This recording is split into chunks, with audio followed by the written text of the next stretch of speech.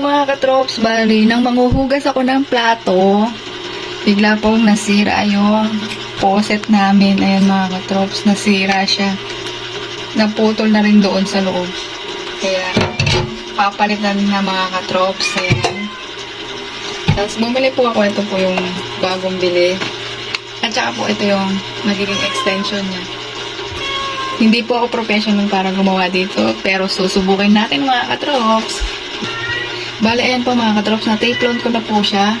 Ayan po ngayon. Try na po natin dito yung ipasok. Bali, ayan nga po mga katrops, kumuha na ako ng panghigpit dyan. Hindi ko po alam kung anong tawag dyan. Hehehe, kayo na po bahala mga katrops. Kung anong tawag dyan sa pinanghihigpit ko mga katrops. At dahan-dahan ko po siyang pinapaikot mga katrops. Yung ginagawa ko lang po mga katrops ha, pero hindi ikaw ang pinapaikot ko.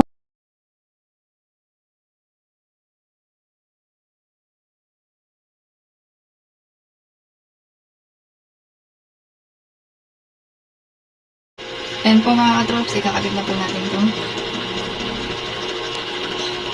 Pero mga katrops, dahil sumasagi siya, nakalimutan ko, tanggalin na po muna natin dito sa ibabaw.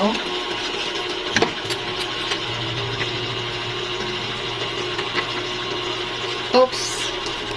Ayan na nga po mga katrops, nakalimutan natin lagyan ng tape load. Bali, iti-tape load po natin.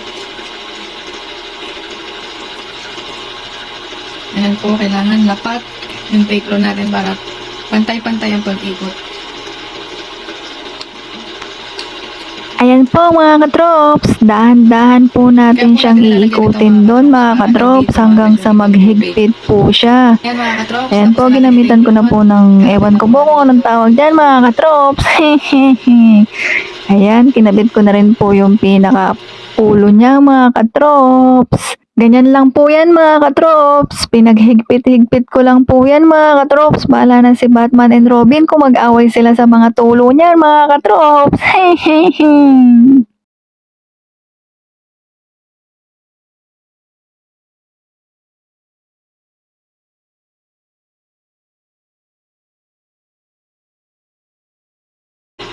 Ayan na po mga katrops, ang finish ko na nakakagawa na.